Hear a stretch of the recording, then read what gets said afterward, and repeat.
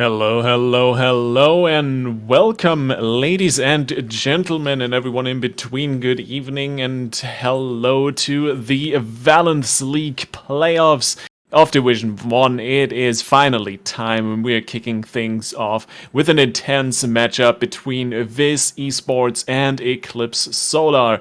On my side, once again, the wonderful Foxy, and I'm Liffy. Welcome, everyone, and Foxy, Eclipse Solar, we've stumbled upon that name last week, I think it was already. Now we're back. Yeah, absolutely right. Back again. It's good to see them here, and excited to see what they can do here up against VIS Esports. Gonna be an interesting matchup for sure. Yeah, absolutely. There were some interesting picks we've seen some of these players go for recently, every here and then. Of course, you try to check out what's going on, what might come up in draft overall, and I've seen some Swain in there. I've seen some Karthus Jungle. Anything in particular you're looking forward here in this matchup? I mean, looking at the champion picks themselves, or the players picks themselves, I'm liking the look of a good bit of Viego. We saw Kibo was very good at playing the Viego last week. So I would like to see more of that. Vex is also an interesting pick because while I don't see a lot of it in any of the players' match history, it's a very strong champion. So it would be interesting to see exactly where Vex falls in each of these drafts. Could it be a first pick? Could it be permanently banned? We'll Or find could out. it be or could it be completely ignored? You never quite know where these things pop up, but you definitely have a point with the Vex. Not the only power pick, though, coming out of this meta recently. I think we talked about it last week already. The Worlds Only was going around with the start of play-ins at that point last week, kind of, and by now we are neck deep into the group stages. So, yeah, since then, Yumi has come up. MF, no, is still one of the most contested bot lane picks. Aphelios, Thresh, and so on. So, are you kind of feeling that world's meta right now? That fast and hard hitting early game? Yeah, definitely. It's a meta that's evolving extremely rapidly as well. In the space of a week, we've gone from, MF seems kind of good, to first pick MF every single game, pick Yumi with it every single game. It's been kind of hectic with how rapidly things have been developing. And I'm wondering if some of these teams have figured out something that we haven't seen yet. Will we see something crazy on the table here? Yeah, something that has come up every now and then, at least from the theory crafting side, towards the bot lane, was the Senna Seraphim lineup to counter that MF to a certain extent. Other than that, we've seen the Ziggs, Twisted Fate, Ziggs overall, one of the pairings we've seen quite a lot of, and Jace in the top lane. So there's some interesting picks overall going on, and I'm excited to see where this whole thing leads. But of course, well, it's the first game of the playoffs. It's gonna be a best of 3, so we got at least 2 banger matches lined up for you guys tonight. And on top of that, of course, the winner will move on to the upper bracket final in 2 weeks. And the loser goes down to the lower bracket to face off against the Garlic Bread Mafia. And that might not necessarily be a team you want to get paired up against, right? No, not really. I mean, it's always a good idea to avoid getting knocked down to the lower brackets. Staying in these on this upper side gives you that net of safety. But yeah, really essential for both teams to get off to a good start here in their playoffs runs. I think the morale of this first game is going to be extremely important for the series as a whole.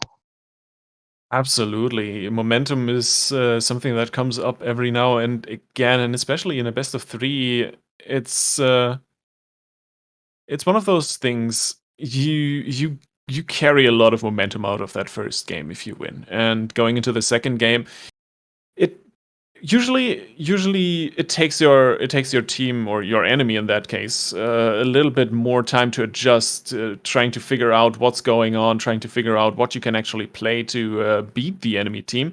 But in this case, well, best of 3. If you lose 2 in a row, you're out. It's not a best of 5. But either way, we'll not talk about nothing and the weather for much longer. We are heading right into draft. It's gonna be the Malphite off the table right away. It's a strange first ban to come out. Maybe a specific ban against one of the Eclipse solo players, but Braum as the response as well. These are definitely some odd bans on the table, but there is the Vex that we were talking about on the ban list already. Going quite quickly through these. Absolutely, yeah. The Vex, you mentioned it, one of the stronger mid laners in my opinion. I think even got hotfixed like the minute she was released, basically. But won't cause a ruckus here. But we get Graves and Misfortune added to the ban list. Not big of a surprise there on the MF. The Graves, something that gets picked up more often than not, but banned not that much. Yeah, it's a bit strange to see it on the ban list, but alongside the Braum and the Malphite, it's, I suppose, not that unusual.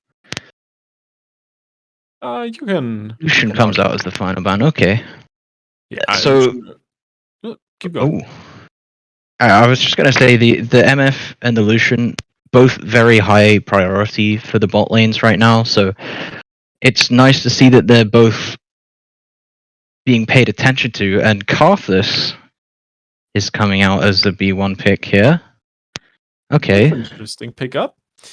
We've talked about power picks already, and that first pick usually, especially in a meta where these power picks are so omnipresent, basically, you kind of want to use that first pick to get one of those on your side. And Karthus, I wouldn't necessarily count him towards the power picks character, but well, he's locked in. He might go jungle. He might go bot lane. We're not quite sure what is going to happen there, but he's definitely going to be a menace in teamfights later on. On the other side, Aphelios picked up for Eclipse Solar, and with that, a powerhouse in the bot lane. Round that out with a Blitzcrank. Oh, I love Blitzcrank. Blitz.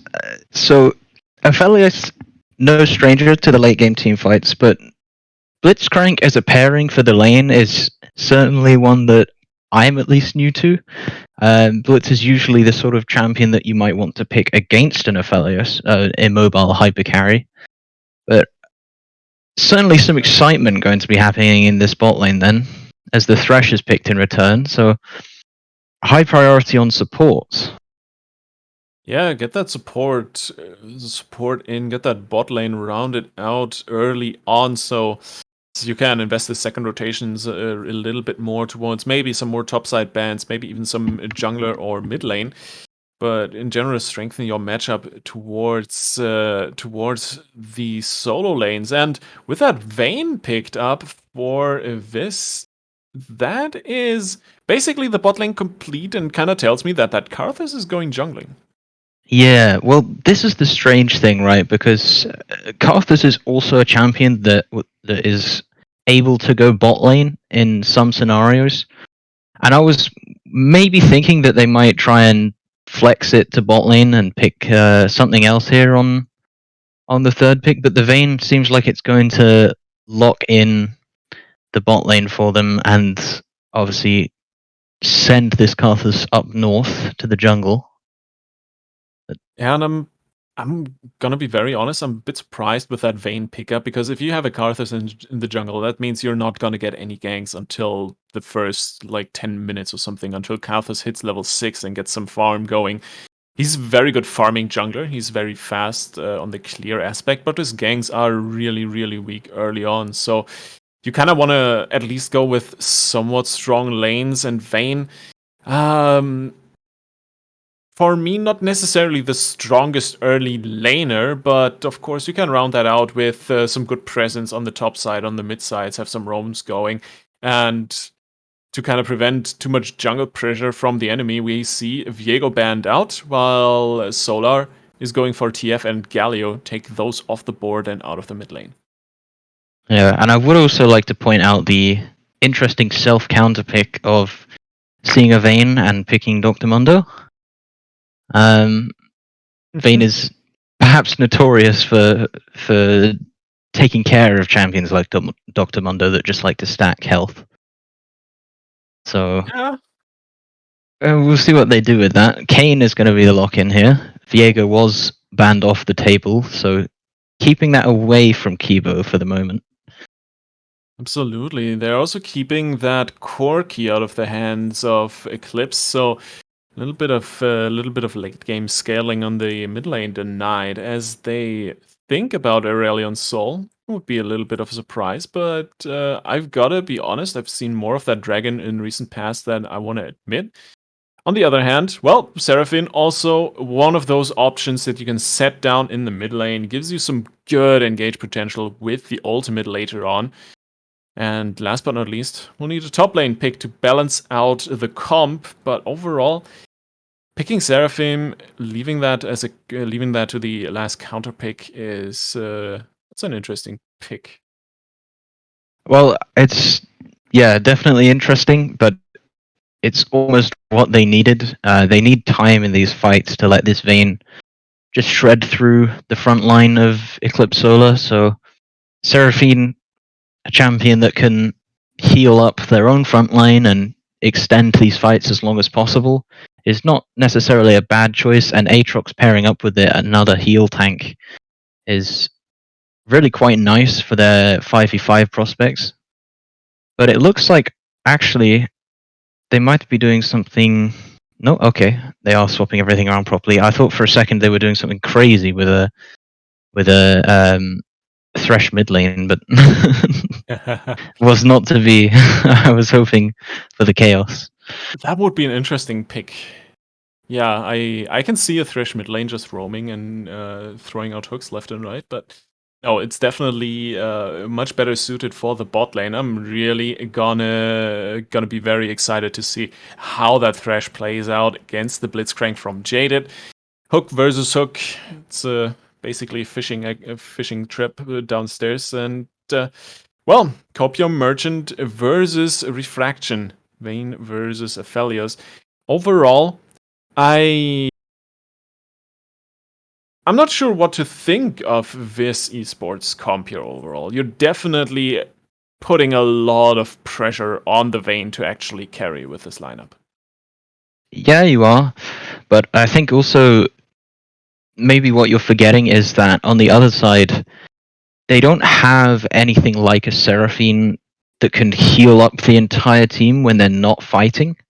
So if there's a sort of mid-level trade where both teams come off relatively even, or even if there's just a 1-for-1 or something like that, the Karthusar can clean up pretty heavily on the Eclipse side, because unless they're hitting another champion or a minion wave, they don't really have any healing for themselves. And my eyes are actually on this Blitzcrank pick. How much impact is it going to have in the early game? They really need to shut this Vayne down to stop any chance of VIS coming into the game.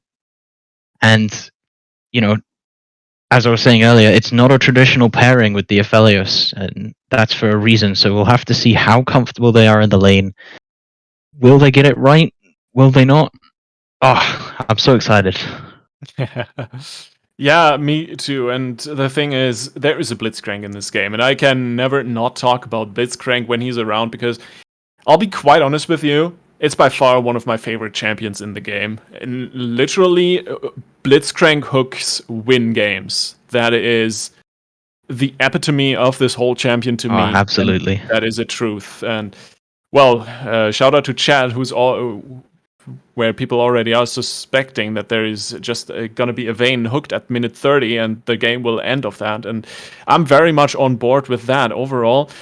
You're looking at a fairly solid comp laning wise that Kane can put on a lot of early pressure, and I'd love to see some early attention towards the bot side, maybe even the mid lane, get Victor rolling, get that Aphelios Blitzcrank rolling, and take as much as you pressure, take the Vayne out of the game as much as you can that way. Jesus. Yeah, exactly. But at the same time, you can't be too careful of your top side. Yes, Seraphine isn't really a threat on her own in the mid lane up against the Victor here, but if you let Karthus get a couple of good ganks off against the Mundo and you let Aatrox get ahead, it becomes really, really hard to deal with these guys. So, yeah, yes, they want to absolutely shut down this Vayne, get her out of the game, but they cannot afford to give anything up on the other side of the map. exactly. You gotta be careful with that Aatrox, because if a lifesteal tank gets rolling, and especially one like Aatrox, then well, you definitely don't want to be in the way of the wheels there. So we'll have to wait and see how this laning goes as we head towards the load screen. Finally, that spectator delay is behind us, guys. Predictions are still going, so get your votes in on who do you think is gonna take this game one, or is this for the whole series? No, this is for game one. Game one, yeah. Get the prediction in. Who's gonna win game one? It's the playoffs after all. This is where the real challenge starts. So, who are you putting your points on? Ooh. See, I've sunk a solid 10 channel points into Eclipse Solar here. I think the Blitzcrank. I mean, I've got to vote for Blitzcrank, It's got to see the spicy level 1 flash hook in the jungle. We're going to see something crazy, and I want it to win. Yeah, I'm with that. I can see myself not voting against Blitzcrank. Yeah. But we'll have to see. We had the pleasure to cast Eclipse Solar last week already, and they did look absolutely solid. So, well, who knows? Maybe another duo. Maybe not. Yeah. And Maybe not. We'll have to see. At what point are we gonna get accused of caster bias or some caster cursing? I think about the time I start cheering for the Blitzcrank level 1 flash hook, that's probably going to be coming in. Fair enough. That might just be the case. So, well, there it is. The rift opens up, at least a little bit. Gotta love the load times in this game. Yeah, they're a lot of fun to deal with. And then we're off to the races. I'm expecting, as mentioned, not too much early game action from the side of Smiley. Because that Karthus is just gonna chill and farm, basically. Yeah, exactly. I'm expecting the opposite for Kibo. I think he's going to be going all over the map. Oh. Yep.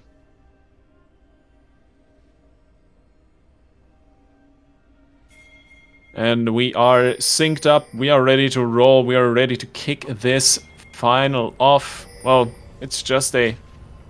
Technically, it's a quarterfinal. Practically, it's a upper bracket semifinal. But upper bracket semifinal sounds a little bit more exciting, so we're just gonna go with that. Yeah. Gang squad going on, looking for that early invite. Of course, you want to do that with a Blitzcrank. But on the other side, look at this. Grouping up in the bottom lane brush. That's not something that we see too often in games in general. So... This is very interesting. Have they been spotted? This is almost like a wine tasting, you know? You just stand around, do nothing, and then there's some cheese. Wow, I would like to point out, by the way, that only Blitzcrank was actually seen on the side of Eclipse Solar, as far as I can tell. Well, on that ward. The entire team was there, and only Blitz was seen, so...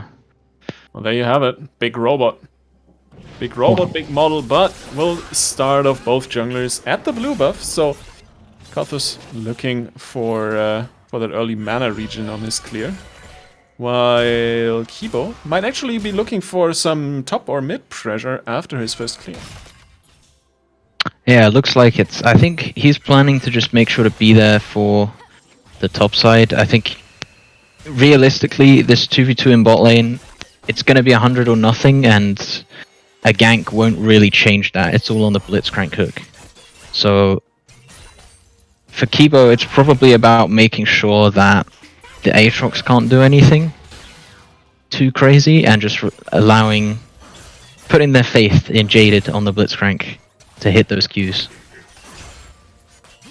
Yeah, that might be the thing. Level 2 for both, as they are going in for some trades. Not too much damage going around, actually. That Thresh getting chunked out so hard. First Blood goes across to Refraction. He's gonna be very happy, but Copion Merchant, he definitely has stocked up on wares, but it is not enough. It's gonna be a double kill as Kibo pops into the jungle. He's looking to wipe that smile of Smiley's face, and that Karthus Kayn 1v1 definitely gonna go the way of Kayn. Add in the smite for some extra safety there. Beautifully done. 3 fast kills in minute 3 going over the way of Eclipse Solar. And it looks like another one might come down in the mid lane here. Yep. Seraphine forced the flash. To punish the little bit of overextension, but doesn't quite get in there. So he's gonna get out with just the flash used in CTC. Oh, he's gonna it's everything I wanted from this bot 2v2. Just an immediate level 2 all in. Really unfortunate for Copium Merchant to lose his flash at the end there. He just couldn't get the return kill on Refraction, but a very good pickup from the side of Eclipse Solar. God, Blitzcrank hook hits and it's instant double kill. There's no counterplay. Yep, that is the beauty of it. Oh, that's a Hex Flash. That's a hook that lands into the stun, or at least the slow field at this level from Victor. And CTC is not even going to try to walk out of this, while Bobbin on the top side, he is going to look to flash in, connect the chain, and the auto attack. That's an easy kill going over the way of Aatrox. Kibo, a little bit too late to trade one back.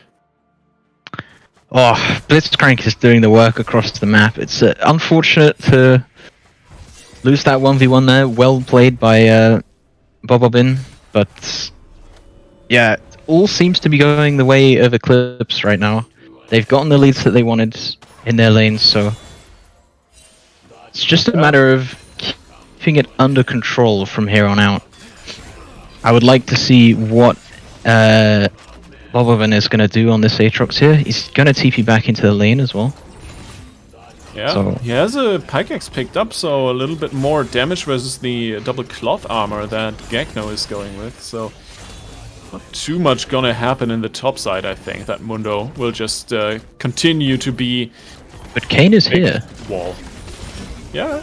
Kibo just picked up the top Scuttle Crab, and I think he's just going to try and come in and trying to connect on Bob, the chain lands, and the TP comes in from the mid lane. CTC looking to back up his top laner, and maybe they can trade one back here, but for the moment they're gonna be happy with just connecting on Gagno. Mundo gonna be able to just walk wherever he pleases and get out. Oh, Robin!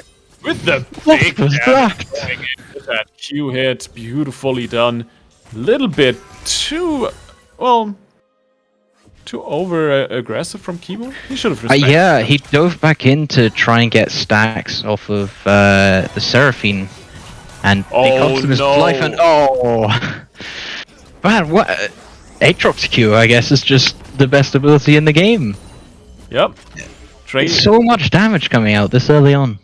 Yeah, you take those 3 kills in the early for Solar and you trade those back and give it to the Aatrox. Suddenly, you have a 3-0 top laner that is looking to make Mundo cry in the lane 24/7. But, of course, CTC there as well with the TP. Beautiful decision to back up his top laner, and they made it work. They absolutely made it work, and from here on out, it's really the question of where do the junglers go? What do they do next? Because that Aatrox, in theory, should be stomping the lane now. Yeah, it's gonna be really hard for Eclipse to do anything around this top side now. So I think they're just gonna be looking at this bot lane. They're gonna pick up this Infernal Drake. It's definitely what they're looking for. Aphelios is in the right mode to be shredding this thing down at this point. So It's exactly as we were saying earlier. Lead for blue side in top lane, and equally a lead in bot side for red team. So, yeah. You gotta stick to your guns, really, in terms of strengths. And Bobbin, well, we'll see what the Aatrox can do. TP currently on cooldown, but he has that ultimate, so he should be very safe on the top side, just not much map impact. Also, Infernal Drake just picked up for Eclipse Solar. It's the Infernal Drake, and the Infernal Drake in this case is actually correct, because it's gonna be the only one. Looking at a Ocean Drake next. Oh! Charm into the turret doesn't quite land. CTC trying to trade some damage, and Luxon on that Victor. Just a little bit, well, too tanky, really. He still has his ult here, so it's entirely possible that he could kill CTC under tower. So Especially he has to be very careful. Yeah. Ooh. Slow lands. Just a little bit of train going on. There's the Chaos Storm, and Kibo on the side there. There's the Kane going for the dive. The Chaos Storm, beautiful flash. The Scythe doesn't quite land on the follow-up, and from here on out, Kibo just needs to run for the hills. Officer. They tried it. Requiem, down goes the Kane. Oh no.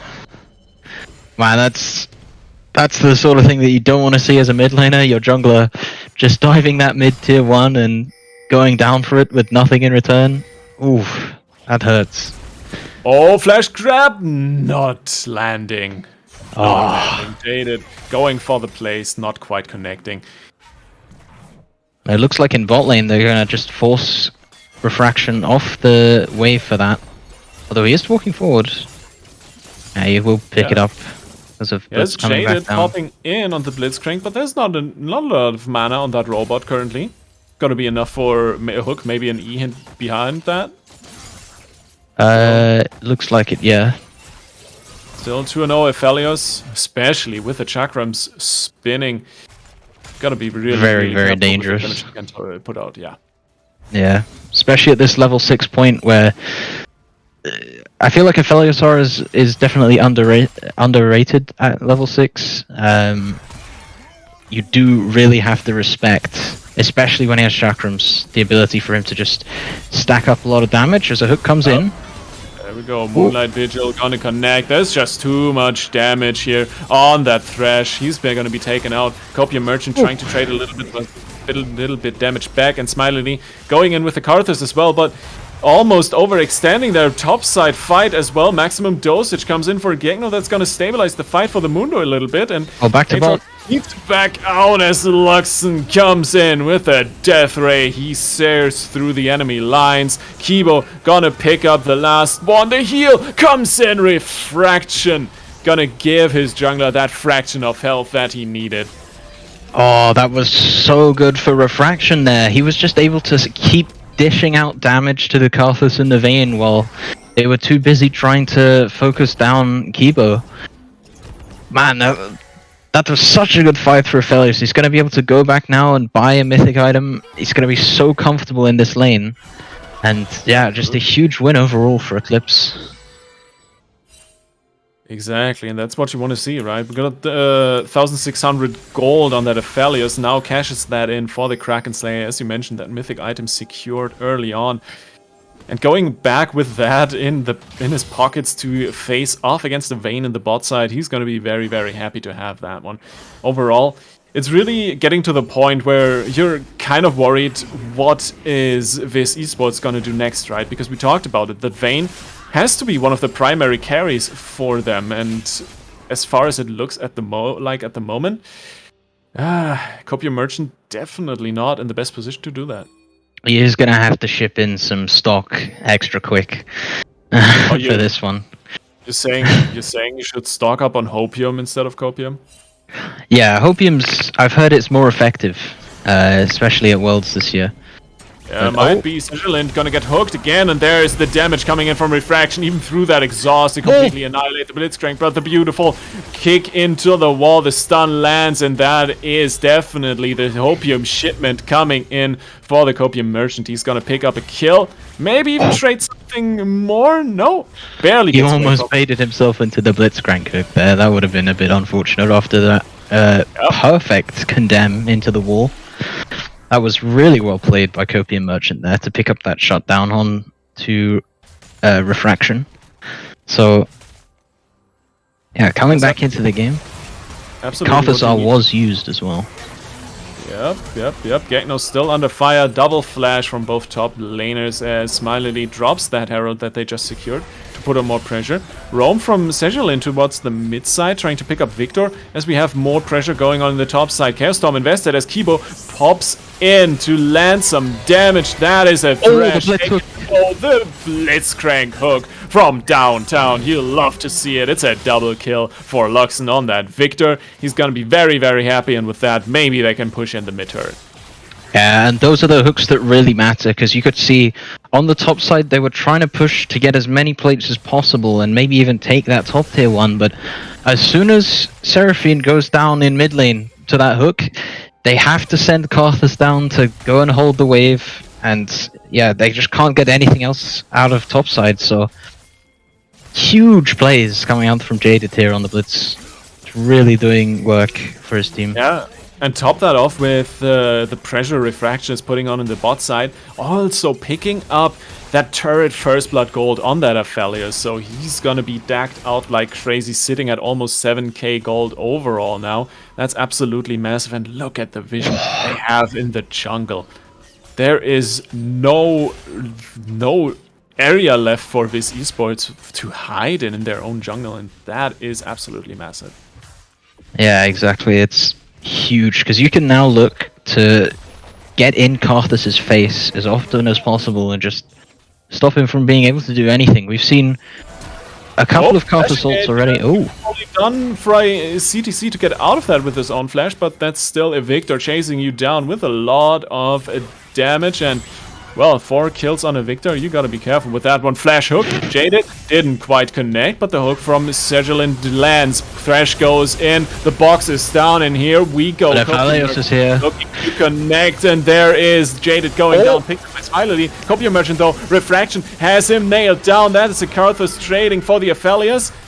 And Bobbin finally making an appearance with a teleport, gets immediately annihilated with the Chaos Storm, though a little bit too much damage on the Victor. That's gonna be a shutdown on the Aatrox, and overall a 2 for 3 for the side of Eclipse. Kibo gets charmed up as they dive the turret, chasing CTC. They're not gonna connect too much damage, but that Thresh not looking to be on all the best shapes overall. Hooks back in CTC to his death as they pick up another 2. That's a delayed ace, 5 kills overall, and a lot of turret damage. Solar gonna be very happy with his play.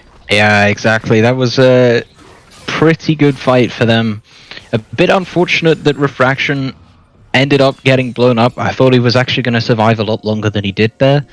But yeah, huge damage coming out from him. I don't know if you saw it, but he was just standing right on top of Vayne, and she went from 100 to 0 through shield mode pretty damn quick. So very scary to be walking anywhere near the range of Aphelios at the moment. And well played fight from Eclipse. Yeah, absolutely. That's kind of the issue, right? If your front line isn't around and Bobbin's TP came in a little bit late, quite honestly. Oh, the hook. Oh, that's gonna be. Skew. Yeah, that's gonna be the point where I'll hold my breath every time it happens, when that Blitzcrank hook comes out. Yeah, it's really, there's a lot of things that you've got to avoid on the side of VIS right now. You've got to avoid that Blitzcrank hook. You've got to avoid being in Aphelios range. You got to avoid getting caught out by a Kayn that can run through walls on your side lanes, so a bit of a tough spot to be in. They'll be hoping to try and delay the game as long as possible from this point on, to try and give Vayne that extra time to scale. I believe that, yeah, 1 minute on the Drake, so maybe something's going to be going down on the bottom side of the map pretty soon. Although it looks like they're just setting up in top river at the moment. Yeah, definitely pick up that Scuttle Crab to kind of at least secure the area once that second Herald comes up. I'm not exactly sure when that is actually going to spawn.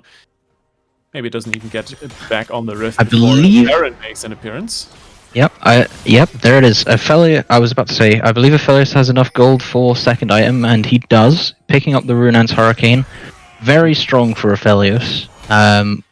I believe he's going to be cycling into the Infernum, the blue gun, the flamethrower, very soon for this fight. And yeah, I mean, if you think the red whites, standing on top of you, shredding you thing was not fun to play against, then yeah, blue gun when it's hitting multiple people with the Runans. But there's action in the bot lane going on, and there's no Aphelios involved. Kibo looking to dive and gets that one and clean out with it. He is just crazy. From multiple members trying to get away from Copium Merchant lands, but the exhaust as well. That's a Requiem invested on top of that. While Bobbin trades some damage in the top side. Gekno still has... They use so much for this though. The Karth Assault, Vayne, R, and both Sums, and oh my god, that Aphelios turret nearly blows up Karthus immediately. And he can't really get into the pit, so they're still going to lose the Drake for this. Yep. And it's all off the back of Kibo diving that turret and kiting away 3 members in the meantime. Solar just simply going for the dragon because they knew they couldn't be disrupted since everyone else was chasing their jungler. Yeah, and this is it's the kind of play that we saw last week from Eclipse, and it's why we might be sounding a little bit biased, if we are. Because Kibo just kind of goes crazy every now and then. He just does a thing, and it gets a lot. In this case, it was a kill, both Sums off of Vayne and the Mountain Drake, so, Absolutely. Very exciting to watch. Still leaves the factor of Aatrox on the board though, because as we mentioned, he has 3 kills in his bag, and actually going for some goes on Gekno, chain lands, doesn't quite get hooked back in, so that Mundo gonna be able to walk away and regen some more health. Nonetheless, that top side is looking rough, and you have more and more members circling in on that one. It's scary, yeah, but Mundo got to a point where Aatrox could no longer just kill him under tower over and over again, and from then on, Eclipse have just been putting all of their focus into the bot side or into mid lane, and just keeping as many people as possible away from the Mundo and the Aatrox interacting with each other. And so while Aatrox is definitely ahead of Mundo and quite strong in these fights, it's not actually that huge a lead. If you look at the gold, he's only 600 gold ahead of the Mundo, and he's still 2,000 gold behind Aphelios, so it's not as huge a threat as it might seem on paper, just because he's been kept out of the action for so long. I mean, top lane is an island, right? And you rarely get to leave that island. And is ready, but he's gonna get stunned up under the turret taken out, and even though he has his Q, he will not be able to answer for the crimes his enemies are committing. He's just gonna die up there, and that leaves a potential Herald play on the board, as well as a gank towards mid lane, or even a Baron attempt here. Could be, yeah. They might be looking for something else around mid lane here. I can see Aphelios still has Infernum and his R up, so if they do... Oh, Gekno, he's looking to dive that one. CTC with a flash, gets away from the one step, but that turret damage not gonna be enough to take out the Requiem, maybe. Nope, not gonna happen. Just sliver health left on that Mundo, and, well... That's going to be a mid lane turret taken, and with a Herald, maybe even... that was close. Going for the plays. Yeah, I was ready for that one, but no, it wasn't to be. Oh, Kibo going deep on the dive there, looking to finish him off with the ultimate, gets the kill. Karthus dies underneath the turret after Kibo dived, and of course Luxon on that Victor just bursted him down like crazy.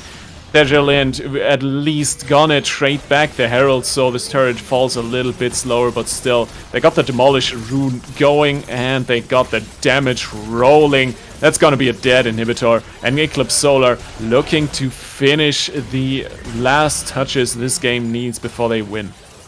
Yeah, exactly. It looks like VIS, they just don't have the damage. Aatrox was able to get into the backline, but he just couldn't kill Refraction there. He just doesn't have enough items yet. And same can be said for the survivability for the rest of the team. They just don't have enough gold to deal with Kibo just diving in like a madman under the inhib tower. Some very clean fights coming out from the side of Eclipse here. I'm liking what I'm seeing. Yeah, they're definitely looking strong. Also, dragon spawning in 50 seconds. That's going to be soul pointed, and with the mountain soul, you just make yourself that much more tanky while you're ahead. That's an absolute blessing to have. So it's going to be critical for VIS to maybe even contest that. And they're pinging Baron. It looks like they want to try and rush this down. Yeah. The trinket went down, so they know that is happening, but still gonna take a few more seconds for Eclipse to collapse on this. And Cook lands nothing. 2k on Baron. Jaded going in, and it is Kibo stealing it. The fight is on the way as Smiley and everyone is just dropping refraction in there, mowing them down like grass at the lawn. Jesus, that was nasty. But I mean, they had to go for a coin flip. They had to go for something crazy to get back into the game. And, you know, it always looks silly when it doesn't go right for the team that has to flip the game. But, yeah, just didn't have enough gold, got spotted out. Yep. Man. Good attempt. Good attempt, but sadly it was in vain. Mundo is gonna throw that big briefcase at the tower, literally slapping it with his wallet. They are 13k gold ahead after all, as they finish off this first game in 23 minutes. And man, we were talking about it earlier, so Eclipse Solar maybe pulling out a 2-0 here, and after that first game, might not even be all that unlikely. I'm sure you know the feeling when you get completely dumpstered by a Blitzcrank throughout a game. What is your response? You know, are you gonna ban Blitzcrank now? You know, what do you do? Really strong game coming out from Eclipse here. I liked what I saw around, you know, Blitzcrank. Just not just that he hit, you know, almost every hook that he threw out and had huge game impact in the early game, winning effectively 2 lanes with just his Q, but the fact that he was around on the map so much. Aphelios is normally a champion that you see the support stick to quite often, and I was interested to see like how that would work with a Blitzcrank next to him, but he managed to just find opportunities to leave the lane and go and just kill mid lane or show up topside for a held fight or something like that. It was just crazy stuff. Really well played. Yeah, I love the Blitzcrank to kind of as the next step of this roaming support meta, right? Because Blitzcrank is the hook is so impactful. You literally grab kills out of thin air, basically.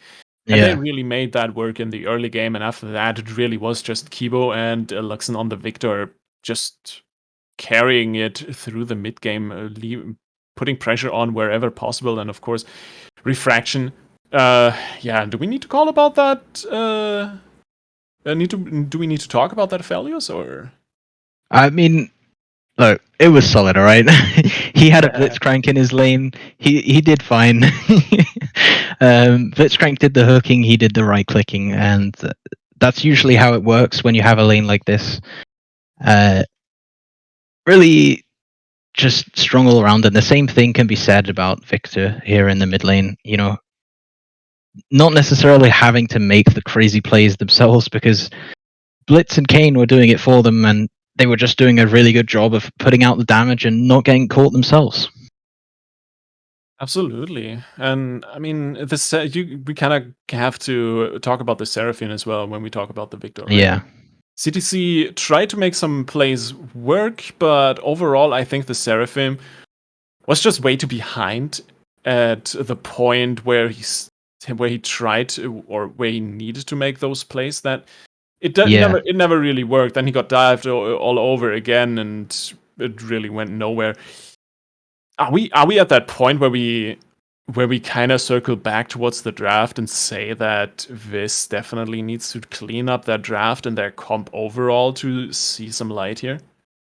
I think yes. I mean, you obviously you might have to ban out the Blitzcrank if you're that scared of it. But I think the biggest thing you have to look at is your mid lane didn't have a lot in terms of agency here. You're playing against a Victor and a Kayn, so it's really hard to do anything on your own. And then you have a Karthus in your jungle, who's not going to be able to gank, not going to be able to facilitate anything. So it's really hard for CTC to play the game already. And when you add a Blitzcrank, I believe it was level 3 gank into the mix, that hits the hook and then he dies, it's that extra level of unplayable for CTC. So definitely the draft has to be looked at.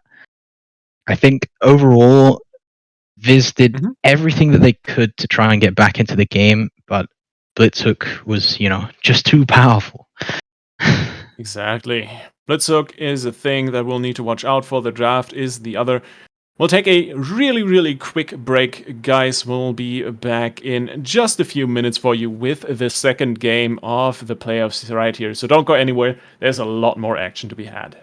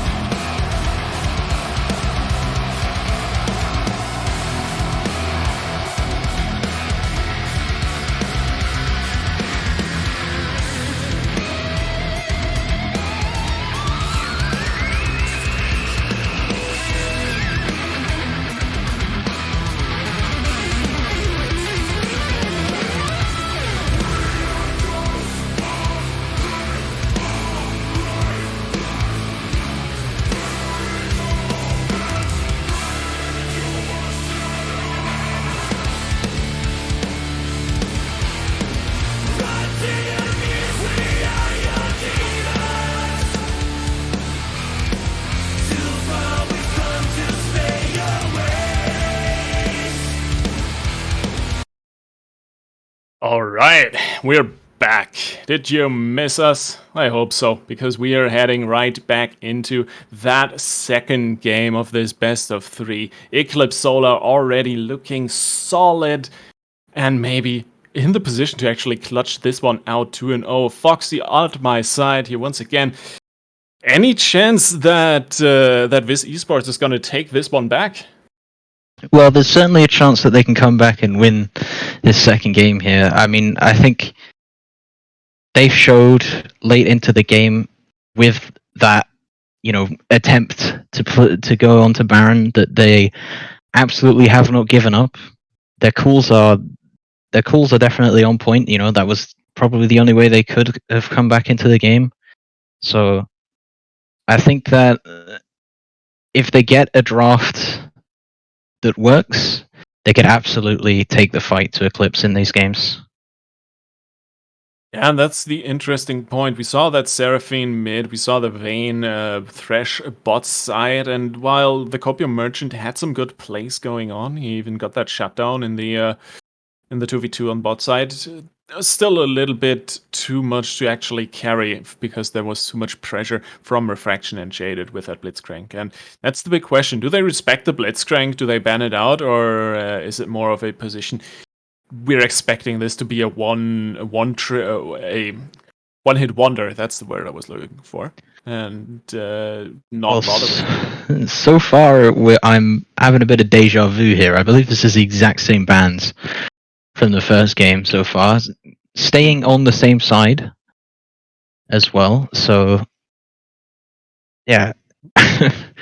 It seems like they're both absolutely set on repeating the previous draft. Maybe we'll get a bit of a salty run back from the side of VIS, but I want to see what they change up here. That would be interesting, not gonna lie. We do have the exact same Oh my god. Is that the cheeky Blitzcrank cover, or is that the salty we my that's god! the salty we pick this away from you. Let's go. Okay, I think we have a series here. I never expected first pick Blitzcrank in my life. And Aphelios is the hover? Oh, please, do it. Lock in the Aphelios Thresh. That is what I want to see here. Aphelios Thresh and then Vayne Blitzcrank. Oh, they're gonna go something crazy instead. Okay. Okay. It's gonna be the Samira. That's interesting. I think, you were talking about Worlds meta, and, what's good for the pros. I think we can kind of throw that out of the window. First pick Blitzcrank. Have you seen that a lot? Is T1 doing that? No. Yeah. No. I think the only surprise first pick support was the Yuumi so far, which has been completely untouched and probably won't get any play this series either. At least not this game. Well, the Cannon gets locked in. Early top lane pickup here. It could also be Kennen mid lane. That is something that we have seen in pro play, I believe. So it's assuming they don't pick a mid laner here, it's a pretty decent flex. As Kai'Sa could be a pick. Okay. Very aggressive from both bot lanes. I think they had the 2v2 in the previous game at 2.5 minutes into the game and just decided they want more. All four of these champions in bot lane just love to fight at level 1, level 2, so I'm expecting a lot of action down there. Mundo is again picked up for the side of Eclipse, so another game, another extremely safe, let me just sit under my tower top lane game for Gekno. I mean, it did work out last game, right? He was absolutely. Lane. He got some good split push pressure on later during that game, but of course that kind of leaves the Aatrox pick still open for Bobbin once again, and he did fairly well on that one. One of the only glimmers of hope for me really that I saw on the side of VIS. But for now, we'll head into into bans again. The second rotation as Galio and Viego are taken off the board, and once again the same bans we saw last game. Yeah, it's strange how the bans are completely repeating, but the picks are wildly different for both teams. Yep, there's So Twisted. yeah, that's Twisted. And what I can't remember what the final ban was last game. I What's it? think it What's was it? What was the it? Corki. I think it was the Oh yes, Corky. Yeah. So is that gonna no Victor? Oh wow, switching it up here. little bit of a switcheroo going on, and that leaves the question: okay, Victor's banned, Corki's open. Is the Corki just gonna get picked here? Because they do still have that mid lane pick open, as well as the jungle on the side of Eclipse Solar. And well, Kibo had been doing really well on that Kane, and they're gonna pick up the Xin equally. I'd say equally strong early game jungler pickup. Yeah. Well, both champions are capable of diving in out of nowhere onto the backline, and Kibo has been doing that pretty consistently in the games that we've seen. So Ooh. don't expect a change in playstyle there from him. Silas as a response, though, that's kind of nice. I'm a bit unsure as to why to pick it here, though. Obviously, Mundo R is quite powerful, as is the Zenzao ultimate. But Nautilus and Samira are maybe not quite as strong for the Silas as you might hope. Yeah, I'm gonna be very honest with you. I have no idea how Samira ult works on Silas. I guess he just presses it and it works, but other than that, Yeah, I would that's a assume that's strange it. interaction. Oh, are you really gonna pick a Tryndamere mid lane into a Silas? I mean, we've I'd had a love to see Blitzcrank. that. We've had two Blitzcranks. I would not. Oh, there it There we is. go. There we go. Okay.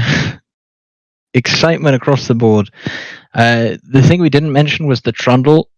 Very capable early game jungler this time in the hands of Smiley. Not the super farm Karthus, so will we see a bunch of scrappy river fights in the first few minutes of the game? I think yes. Mm. That's where my vote is going to go. Who will come out on top? I have no idea. And that's really the question where each jungler is pathing, right? If you start offset to each other, blue and red, then you're probably not going to get one of these level 3 scuttle contest fights. On the other hand, well, might just happen, and then it definitely comes down to whom of the laner has pushed out and can assist, for example. And in that case, I'm gonna actually side with VIS eSports here for the moment, because that Silas cannon looks fairly deadly. Yeah, and someone in chat is almost commentating my thoughts exactly. The cannon here is sitting really pretty on his ultimate. All of Eclipse are incredibly short range or melee champions.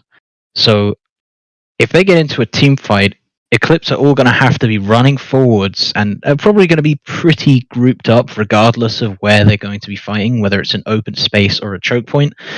And yeah, Cannon loves it when everyone is grouped up in a small area. So, Bobbin, maybe it's the game of his life. Maybe it just might be, but what we've seen from Canon, what has been hugely important, are flanks, and something that we haven't really talked about this time around, because it is actually still there, even though there was a lot more ruckus going on in terms of other picks. It's the Blitzcrank. And Oh, yeah. if Sagelind gets some good roams off early game, especially towards the mid side, well, I'm just gonna say a Tryndamere that doesn't get items is usually pretty trash. Usually, yes. But the thing is that in order to get those mid lane roams off, Jaded last game had to win the 2v2 in bot lane. Now, we were talking about how Blitzcrank Hook has no counterplay in the previous game. And, you know, other than the Korean advice, just sidestep it, I mean. But I think we may have forgotten that AoE Windwall is also a counter to Blitzcrank Q. So if they wait too long to try and do something, if they wait until level 3 to try and get a fight in this bot lane, Blitzhook might just not be in the game before it even starts. Who knows? Who knows? But something else that I'm seeing here. It's a Nautilus. It might be some early invade shenanigans. What do you think? Well, it's Blitz as well. Yeah. I'm expecting both teams to be looking for something at level 1 for sure. Whether they'll actually find each other, we will have to see. But this is going to be a hell of an early game. I hope you've got your singing voice ready. Oh, I'll have to double check, but I hope so as well. But overall, let's zoom out a little bit. Let's check kind of what's going on with these comps. You already mentioned Eclipse Solar's comps. Very, very short range. They all want to go close. They need to go close to dish out damage. But overall, well, you just have to press a few buttons and you're in there, right? On the other side, you have the cannon who will be looking for flanks. You have a Silas that, well, definitely is happy if people engage on him or if he can engage on people. But the Kaiser, definitely not all too happy if people get close to her. I'm curious how that's going to play out if the Trundle and the Blitzcrank are enough to peel for her. It's certainly interesting, right? Because usually for Kaiser, her favorite thing to do against dive is to just dive herself. But there's no backline to dive on the side of Eclipse, so interested to see how they're going to play it. Absolutely. Same here. And I believe we're just waiting to sync up. I think so. Looking good, Yep. yes.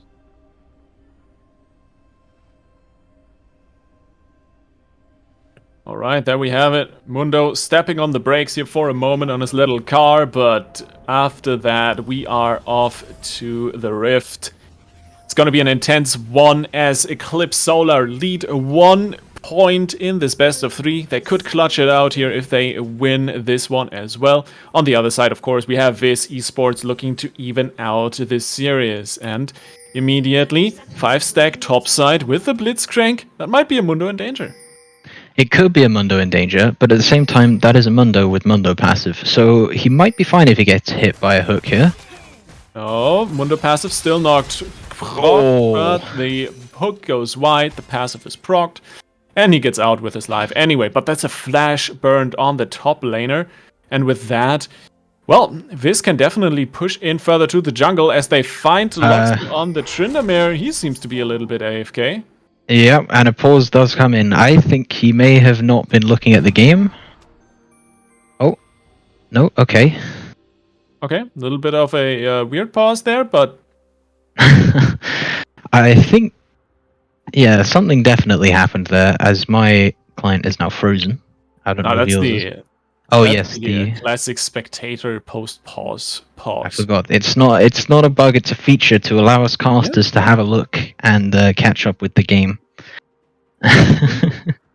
Absolutely. Well, as I mentioned, early flash burn from Gagno, but that remains to be seen if that's going to be so impactful, of course. Makes him an easier gank target.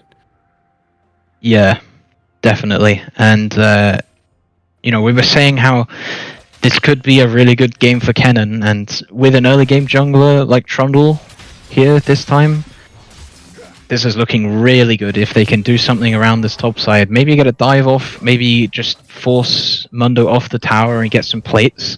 But an advantage top side is always good to see for the side of VIS.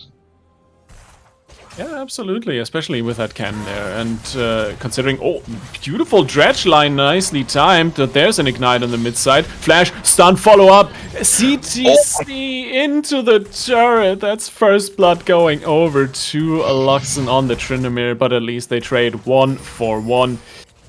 What a mess, really. Very messy. Surprisingly, the first blood happens in mid lane and not bot lane, so that's certainly a new thing for the series as a whole, but... Oof. Yep. You don't like to see it. We were saying last game how the dive under the tower and dying without getting anything feels bad. Also feels pretty bad to give away first blood under the tower, even if you get the 1-for-1. As another pause comes in, I believe somebody must be... Apparently, there's some connection issues with Luxon, so the Tryndamere. So Yeah.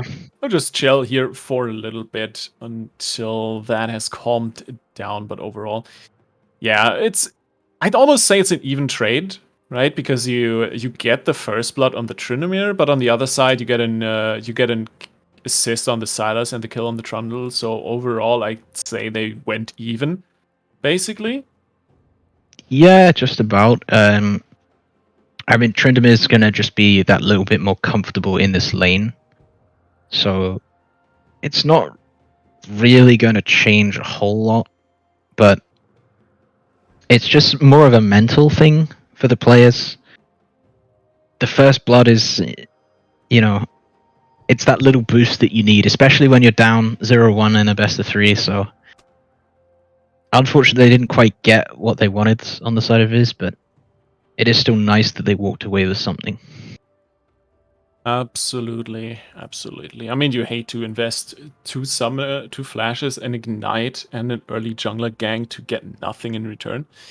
That would suck indeed. But overall, well, Trundle going for a little bit less of a clear, but rather looking to get that early buff, get the gank in, and then head on straight over to his blue buff. So a little bit of a mix-up on the jungle pathing, while Kibo is just looking to stand at full clear and from there on out maybe go towards top. He's also going to get spotted on his red buff with the ward that was put down there.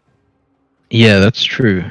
And I will be looking to see what exactly Smilerly does in response to seeing the Zins out there, because obviously spending that time ganking mids, he did get the kill out of it, yes, but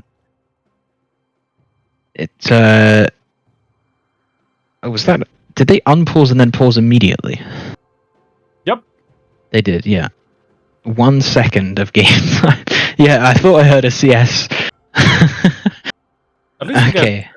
At least we get Samira in that beautiful backflip pose or a side flip wheel, whatever.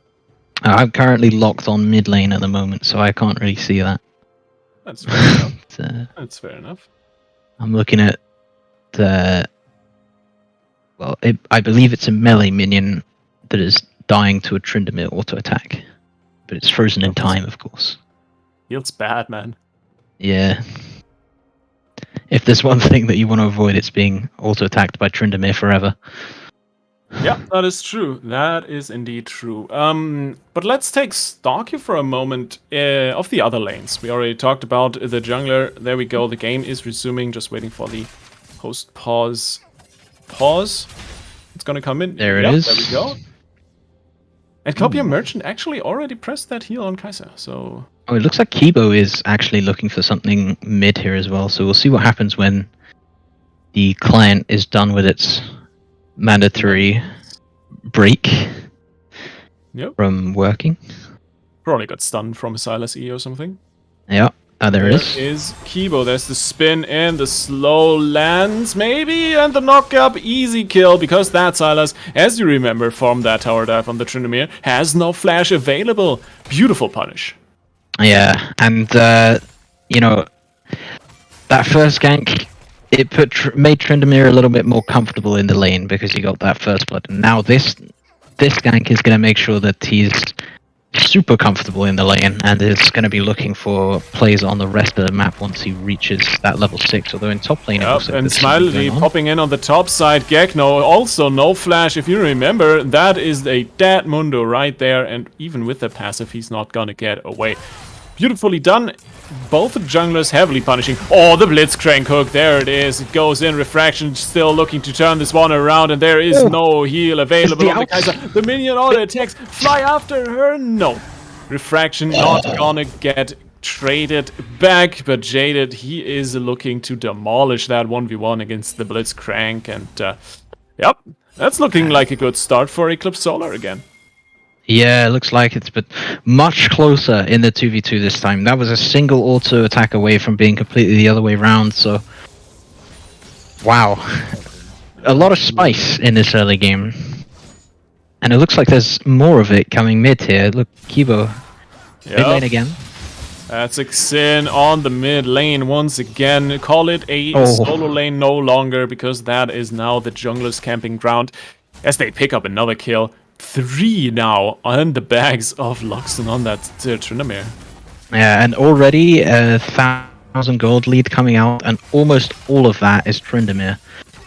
So he's feeling pretty good about his mid-game prospects, and oh, it might be getting caught out. No, never mind. No Blitzcrank hooks here today. Yeah, Segilant going for those roams. It's good to see that he's still trying to make that work, but overall, sadly, not crowned with success. CTC looking to pick up some more CS because he is a bit behind. Not least Luxon definitely gonna be looking for those trades level 5. Tryndamere, Jesus. Yeah, and you can see just how much harder it is to get into that mid lane on the Blitzcrank and pull off a crazy hook gank when, you know, your mid laner is not doing so hot. Yep, Smiley is here though. Harder, There's a pillar coming down, and Jaded with the Nautilus as well. Dredgeline doesn't connect on the Trundle, so at least he forces the jungler out of lane, protecting his Trinder.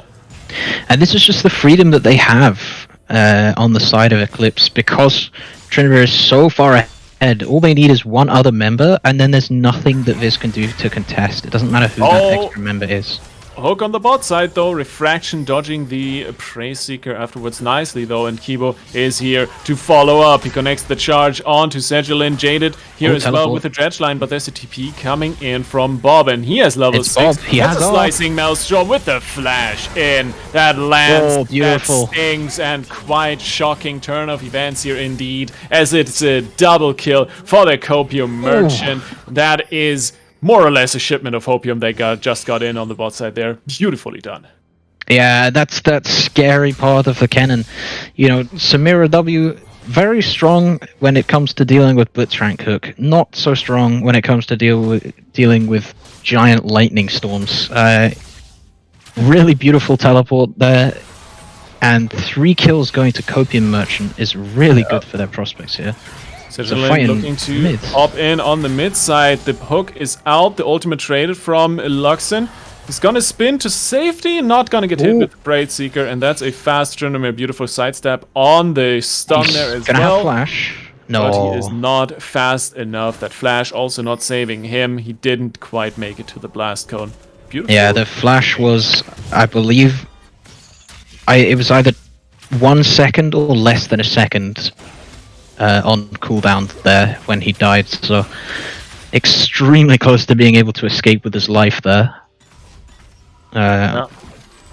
In the mid lane, a good response gank to all of the crazy stuff that Eclipse have been doing. Absolutely. Segilin finally making those ganks work, and they get some gold back overall. Now almost 1k ahead. Let's call it 800.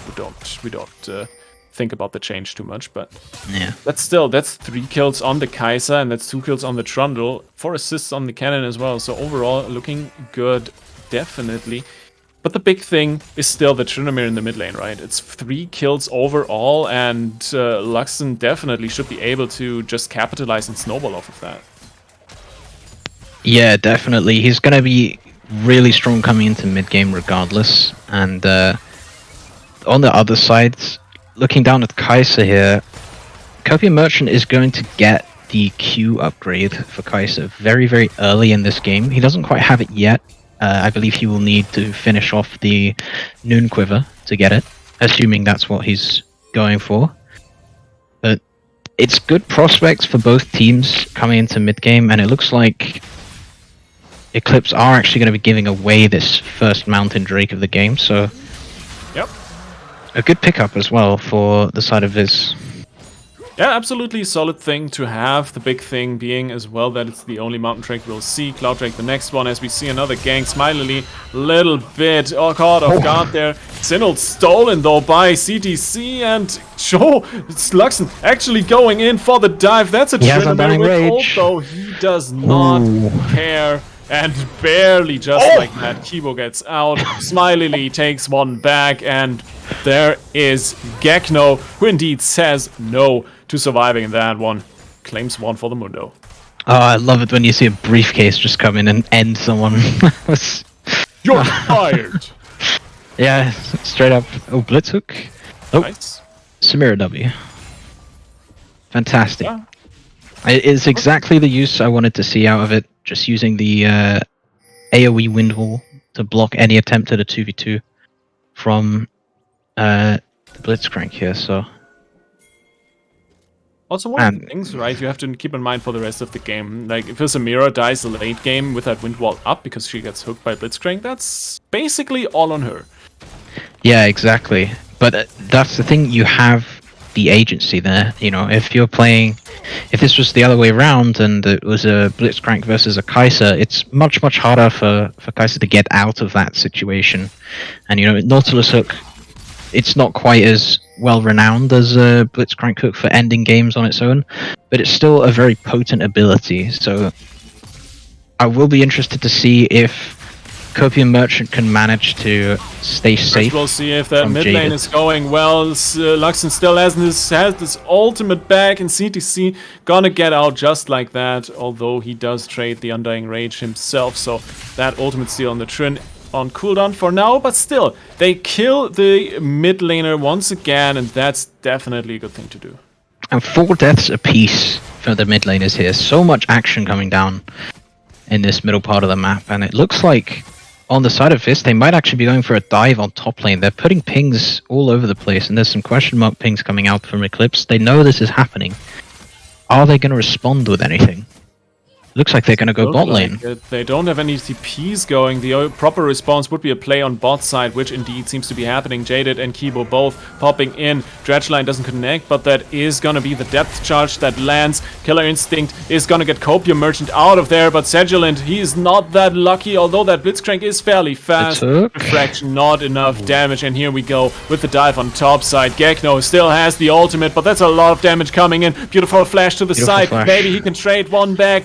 Tower damage is gonna take CTC to his grave, and with that, 1-for-1, and now Luxon is there to back it up. He has the ult, he has the Undying Rage, but he does not have the ability to follow up that cannon, and now he's all by himself. That's like 100 HP, gets he's gonna get in, as but well. they're gonna dive him without any effort. The Trinomir down for the count, 4 kills and nothing to show for the moment. Unfortunate, but well played by VIS.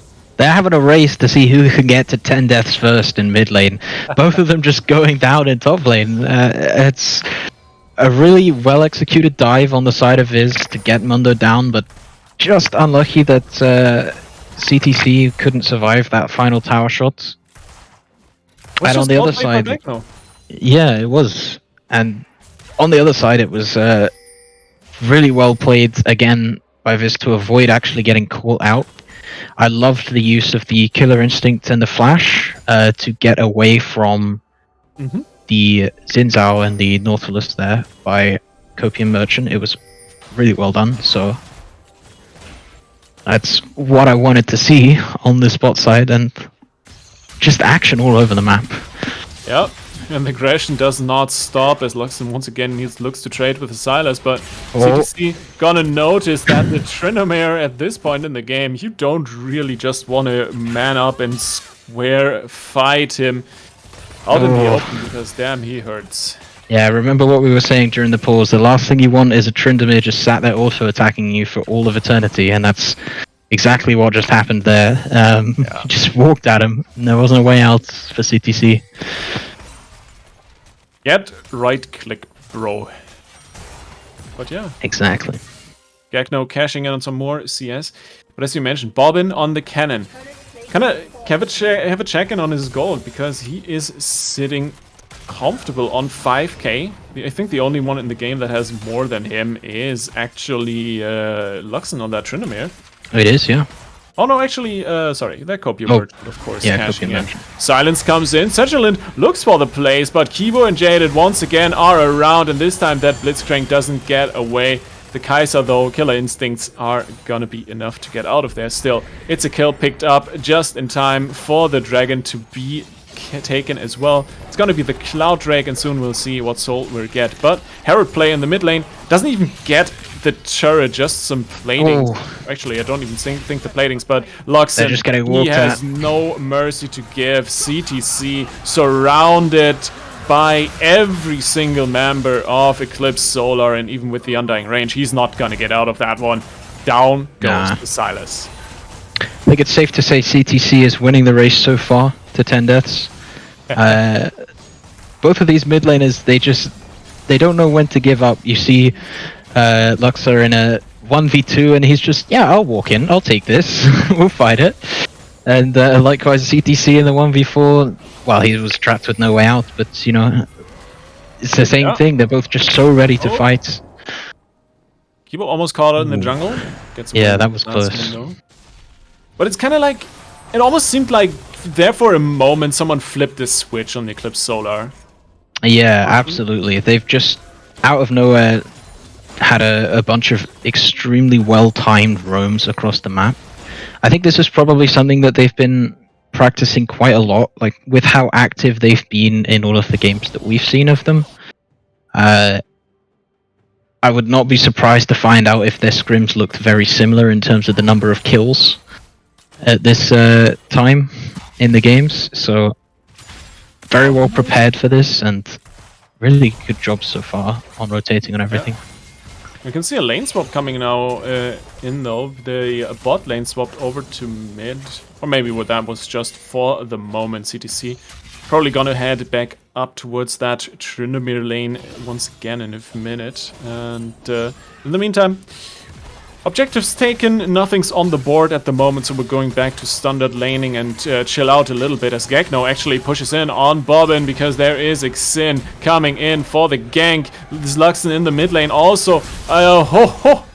That's a hook out of the turret, but does he get away? No, he doesn't. The Tryndamere killed off screen while the cannon gets traded in the top lane. Jaded flashes in the bot lane. And that is all three lanes covered. 2 kills to either team, 1 and a turret for the Eclipse Solar. And 2 turrets actually as well. They get the bot lane tower as well. So 2 towers to 1 kill for 1, because they're going to lose their mid tier 1 there as well. But overall, another positive play for the side of Eclipse, I think we can say. And yeah, just it's crazy. Every time I think that one of these 2 mid laners is going to play safe, they get ganked by 3 people. And this time it was the turn of Luxor again. Just can't really get away from Trundle. The pillar is nice and strong. And of course, a beautiful hook coming out as well to just secure the kill. But yeah, good jobs from both teams to just punish and take what they can. I was half expecting to see Silas be fighting underneath the tier 1 in bot lane at the same time as all of that, so good job for him for not, I suppose. But it looks like he might get attacked here again. Yeah, but he stole the Tryndamere. He stole the Tryndamere ult, so there's no real reason for Luxon to stick to him because it's gonna be a messy tower dive one way or another, and quite honestly, you don't want a tower dive as Silas that can just stun you at the end of the ult underneath the turret. But the pillar comes in, actually trapping Kibo there for a moment. But overall, maybe are we gonna see a hook? No. No, we see the wind wall. Yeah, it's the old "no, you can't do this" button. Oh, Gekno also says no, you can't do this, and that Mundo passive definitely coming in strong. And Cannon, well, ultimate burned, he needs to back out anyway, and that means that thing is not gonna be available for the next, like, minute and a half still with the teleport ready, and the Drake up in a minute. That's not good. No, that's really not good, and, you know, for Gekno, the cooldown is so much shorter, so he can just pop that every single time that he tries to take a fight against Cannon. He can just pop his R. And there's not really a lot of repercussions for it, but for Bobbin, yeah, that was essential. And not having that up for this Drake is going to could be really costly for them. Yeah, or they might have to just give it up as well. That might be the thing, right? It's a third Drake and not even the third Drake for one team, so you can definitely give up this Infernal. Kibo though, called out. CTC flashes in over the wall, and it is just a Tryndamere against for not much assistance he can lend to his teammate. But under that turret, you're gonna be very, very sorry if you're diving that, especially because Jaden comes in with the depth charge and refraction. He is just gonna delete everyone that is anywhere close to this. Gekno porting in. He's gonna try to clean this up because you don't run the company, Mundo does. Another briefcase connects. Smiley slowed down, but Dredgeline goes into the wall. Hook doesn't there's a teleport now from Bobbin. More fighting here. Bobbin. Oh, teleport comes in. No ult available for the cannon for another few seconds though, so they need to watch out for another moment. That flank can come in any time afterwards though. If he can stay alive, if he can stay out of vision here, he was spotted on a ward, so it doesn't look like he'll manage it. Oh, X-Flash over from Jaded. Tries to escape through the turret. Dredgeline, though. Gonna hook him back in. That's an ultimate traded. Doesn't even get a kill. Unfortunate. Yeah, he was hoping to just find somewhere to stay hidden in that blue side jungle and maybe pop out just in time to do something about this Drake. But yeah, again, having to use the ultimate without any real effect, and it should give this Infernal over unless we see a crazy steal, which we won't. So, no, Gekno playing the solid job of bodyguard there. Just, absolutely. Standing at the entrance. And we're getting kind of to that point. 4k gold lead overall for Eclipse Solar. Slowly but surely the game is slipping from the grasp of VIS. Yeah, and we saw, it was a good proactive play initially. They got the pick onto Kibo, and that was all they really needed to do to secure the area around the Drake. But then they pushed just that little bit too far, dove the tier 1 tower against the Tryndamere that has his ultimate up, and it just gave that little bit extra time for the rest of Eclipse to come down and respond. It was very unfortunate timing for Copium Merchant. I believe he flashed out from under the tower into the Tribush, trying to chase down Luxor on the Tryndamere, but he flashed directly into a depth charge from Nautilus, and he just died immediately because they didn't have the vision there to keep chasing. So, a good initial play from VIS, which I would like to keep seeing. I don't want them to just stop doing those things, because it could have absolutely worked for them there. They just need to be a little bit more careful around vision. Still gonna be going on, and it's gonna be the Tryndamere actually traded out first. Jaded not quite able to land too much support there. Kibo taken down now as well, but a refraction just arrived, and that's a Samira gonna look to cause havoc here. 2 kills, Smiley in the 1v1. That is a Trundle that can't really do anything. It's a quadra kill going in the way of the ADC of Eclipse Solar, and they'll be very, very happy with that one, because Gekno in the bot side, he's winning that 1v1 as well. And Bobbin has just been tied to these lanes this entire game. I don't think he's had the opportunity at all to use his Kennanar on anyone except Mundo. He's just been trapped trying to clear out these waves versus Gekno, and it's really getting to the point where they need Kennanar to make the difference in these fights, and he just can't be there. Exactly, he constantly needs to answer the split push pressure, the menace that Mundo is being currently. And yeah, that's kind of where all the hopes and dreams crumble for VIS at the moment. You mentioned it. After that first massive teamfight that Bobbin was porting into with that ulti, and he didn't really get to do really much after that. And from here on out, it's really gonna be the question: what can VIS do to force these team fights on 5 members with that cannon around, and answer that split push pressure from Mundo and Tryndamere? It looks like we might get something again in this top jungle. Yep. Dredgeline doesn't connect. Jaded gets close enough for a depth charge, though. That's a lot of damage rolling in the way of Smiley. The dive underway, and once again, refraction. He doesn't leave them a fraction of a chance to turn anything around here. Triple kill for Eclipse Solar. That's a turret. That's gonna be a base as well. Not looking good. This is what was the fear for VIS at the start of this game.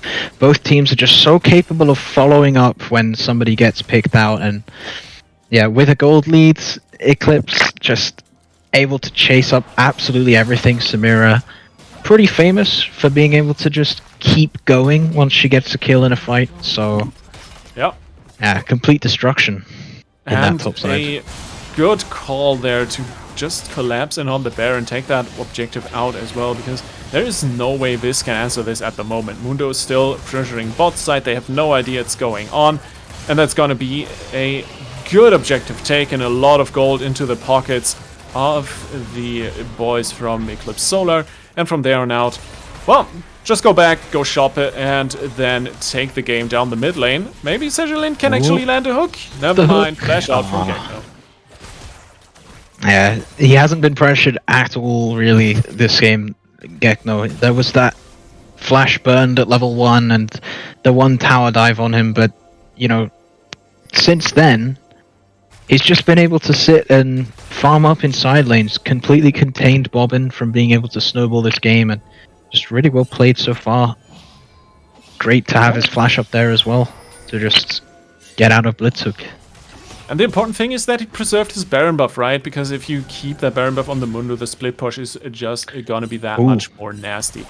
Next Infernal Drake up in 10 seconds as well. There are wards behind Eclipse here. The hook on the jungler, that's Kibo caught out, but he has the ultimate, and suddenly you have the massive wallet from Solar Eclipse, or Eclipse Solar, whatever way you want to spin it, crashing in like a meteor and annihilating the enemy team. It's gonna be another triple kill for Refraction, a double kill for Gekno, and the ace for Eclipse Solar. They are very happy. Mundo TP to the top side.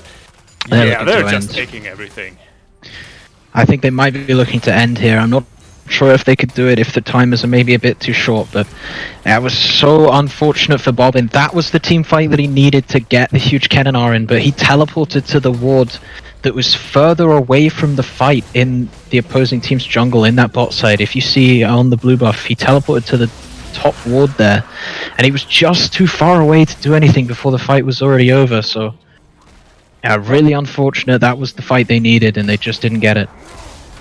The big thing as well, they landed the Blitz hook, they got Kibo out of that Dragon Pit and into their midst, and that kind of was their death sentence, because they didn't have the damage to follow up on that Blitzcrank hook to kill the Xin. In the meantime, he popped his ult, he went ham on them, and by then Eclipse was just able to follow through and completely turn the fight.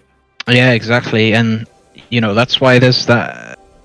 It's those inches, you know, if Bobbin is there just a couple of seconds earlier and he's distracting the entire backline of Eclipse, then, you know, maybe they have enough time to kill Kibo before the rest of the team can come in and kill them all, but yeah, just a little bit unfortunate, and it looks like the wallet's maybe a bit too beefy on the side of Eclipse now. Is it 12k?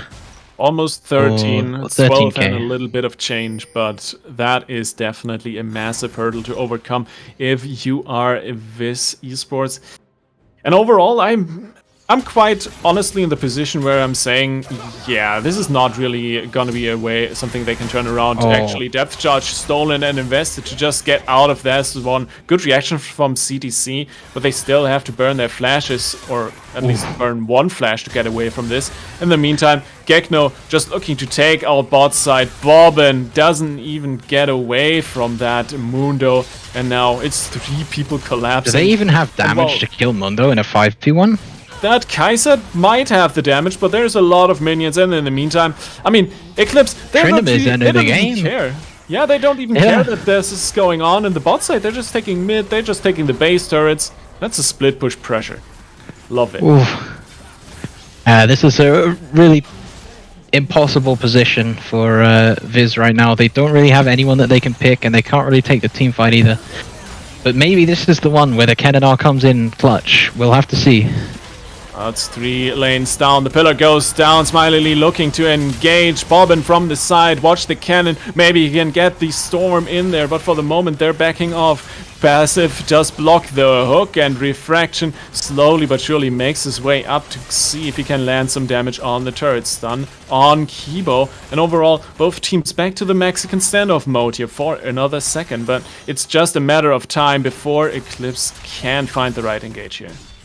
Yeah, exactly. It's just they've just got to shepherd these waves in over and over again, and the first double super minion wave is just arriving now through mid lane, so it's going to get harder and harder to deal with these. And these towers are...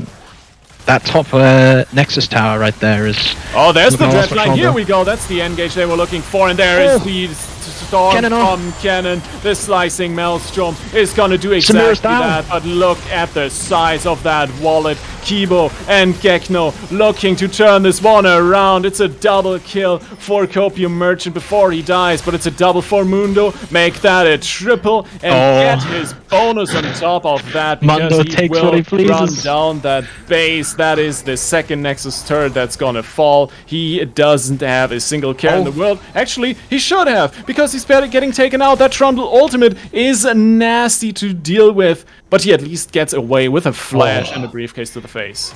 Can Trundle actually clear these waves in time? There's 20 seconds on Kaiser to respawn and 10 seconds on Kennen. I don't know if he can actually clear this at all. They're just going to be hitting the Nexus. Is this Winions? This might be Winions. They're anchoring on the new wave. Oh, the wave clear this is more intense than the rest of the game. The wave clear is back alive though. Copium Merchant is going to clean this out. They should be able to clear this out, but it's going to be so close. They're starting to hit the Nexus again on top side. Cannon dies to it. Oh my god, my client is frozen again.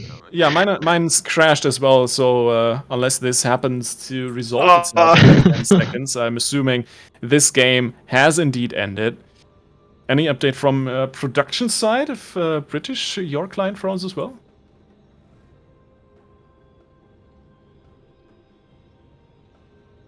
Mm.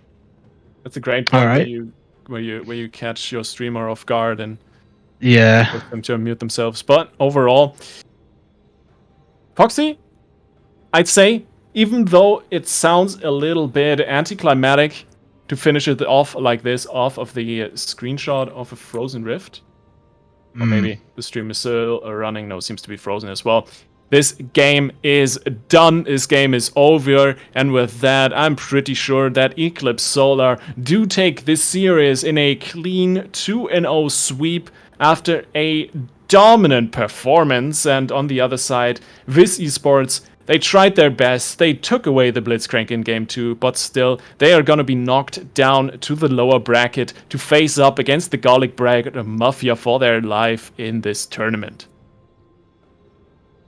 Yeah, and just as you were saying, anticlimactic end to the second game with the client being the way that it is, but yeah, they tried to emulate VIS. They tried to emulate Eclipse's style. They tried to pick that Blitzcrank and go mid lane with it and just get picks all over the map, but just because of how chaotic Kibo and Luxor were able to make the game in these first few minutes, it just never materialized. They never found the opportunity to actually gank this lane, so a really unfortunate end here, but they will have another chance in lower brackets.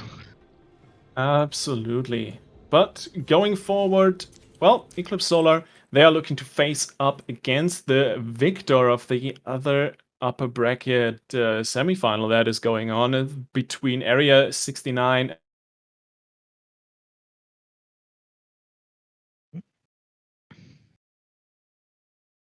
Did you disappear?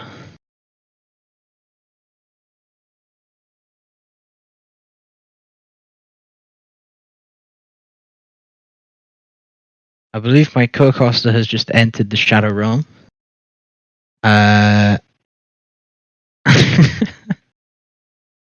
It's all going fantastic at the moment.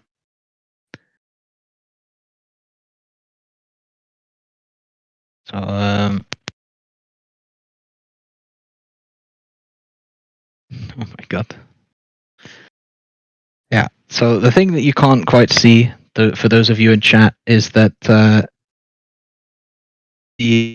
current state of affairs can be described as on fire. To sort out internet, because I believe that is the issue.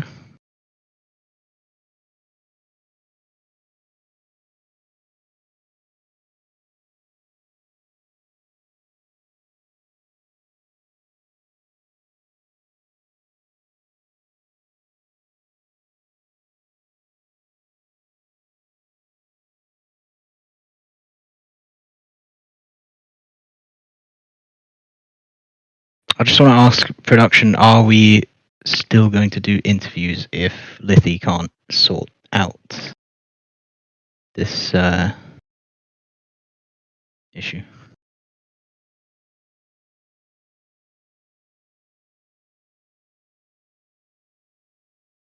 Okay.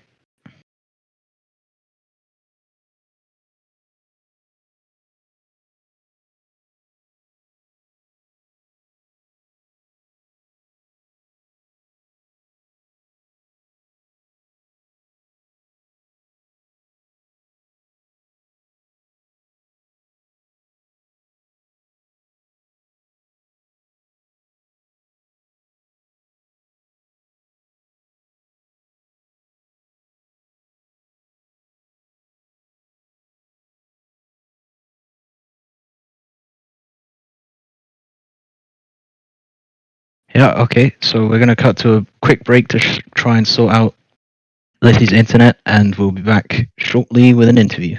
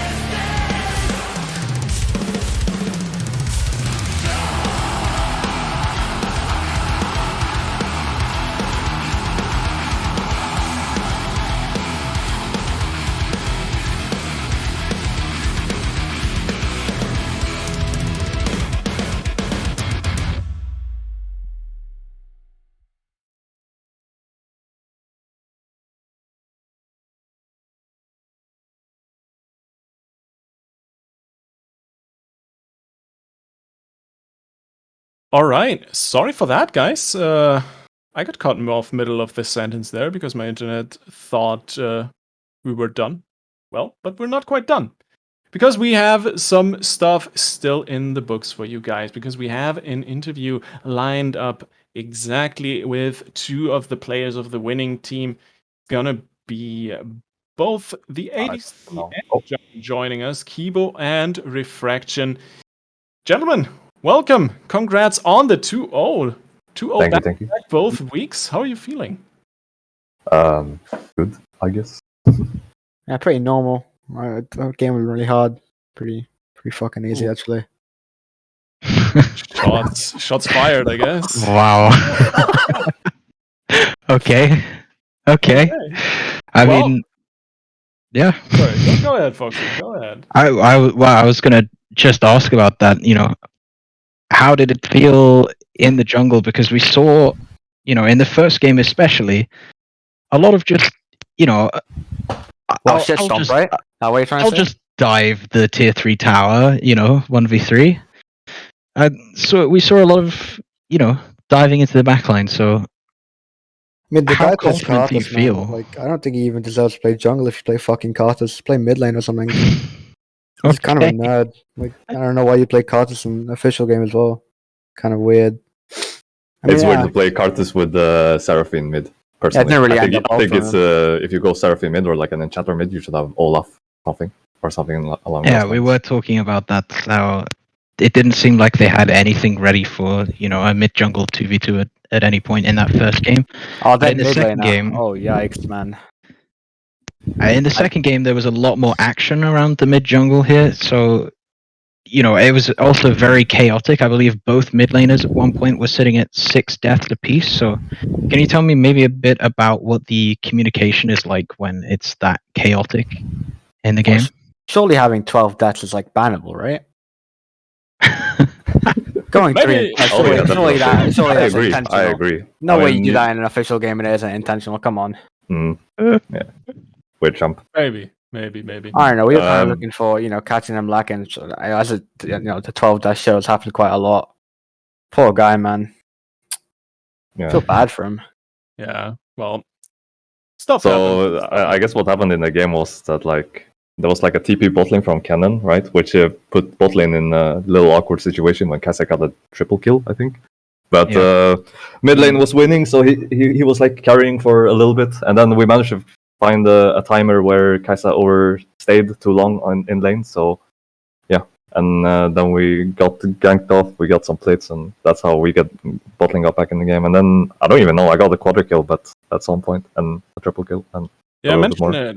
I mentioned it to Foxy during the cast. Kind of felt like at some point there was just some switch flip for you guys. You roam like you got that kill bot lane, then you roamed as forward towards mid, and from there on out, they didn't really stand a chance at all. And even though Cannon got a little bit ahead with that good TP, you never really gave him the opportunity. But I want to cut to something that you guys threw in game one, that Blitzcrank. Not really a support we see a lot of, but feels like he fits really well into the current meta, doesn't he? Oh my god, yeah. How was the draft this game? I think we drafted. Wait, how was the draft? They first picked not AD carry. I remember. They first picked Karthus. They first picked Karthus. We picked a few. Oh yeah, right. My support just wanted to play Blitz, and for some reason he picked Thresh, which is like Blitz is the well-known counter to Thresh. So I don't really know what's going on there. Also bannable, I'd say, in draft.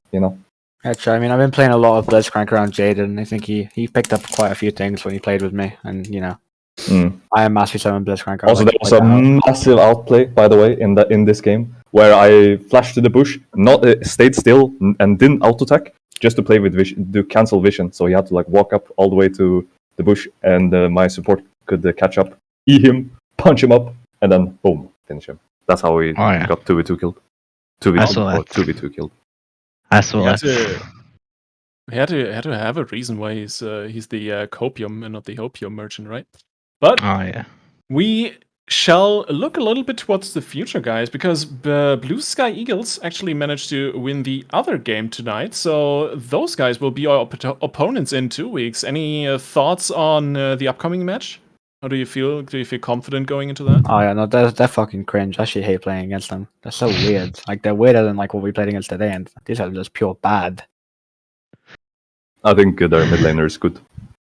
Nah, not even, man. They're just fucking weirdos. All of them, a bunch of creeps. Yeah, they're weirdos, but their mid laner is still good. So I think we may have found where the confidence comes from for Eclipse here. Actually, strange people, man. All of them. Well, there you go. Having a tough matchup in the mid lane definitely can snowball for some things in this matter. But guys, thank you so much for joining us for a quick interview again. Wait. Can I give a shout out real quick? Of course. Go ahead. Shout out my mid laner, mid jungle diff all the time. Shout out my top lane as well. Very good player. Fuck Jaded, actually. Not going to shout him out. He's kind of bad at the game. Thank you very much. Well, I'm going to shout out my support. So, yeah. There you go. Hello, Jaded. Everyone gets shouted out. I'm on camera. Brilliant. Beautiful. All right, that kind of takes the shout-out part away from my sentence, but nonetheless, guys, thank you so much for joining us again. Congratulations on the back-to-back wins this week and the last one, and good luck going forward through the bracket. Thank you, man. All right, and overall, I think that is also gonna seal it for us for tonight. Foxy, any closing words from your side? Oh man, Blitzhook, it's OP until it's not. There you have it. If you see a Thresh, pick Blitz. If you don't see a Thresh, still pick Blitz. Blitzcrank is a great champion. Anyway, so fun to with watch. that, we're gonna sign off for the night. Thank you so much for watching. The Valence League is gonna continue on next week, of course, with the lower bracket, and in 2 weeks with the upper bracket finals. So definitely drop a follow here. Don't miss any of the exciting matches. And until then, I've been Lithy. On my side, the one and only Foxy, British on the buttons, on the production in the backstage. And we are gonna wish you a beautiful rest of your week. Thank you so much for watching. Have a good night. Bye-bye.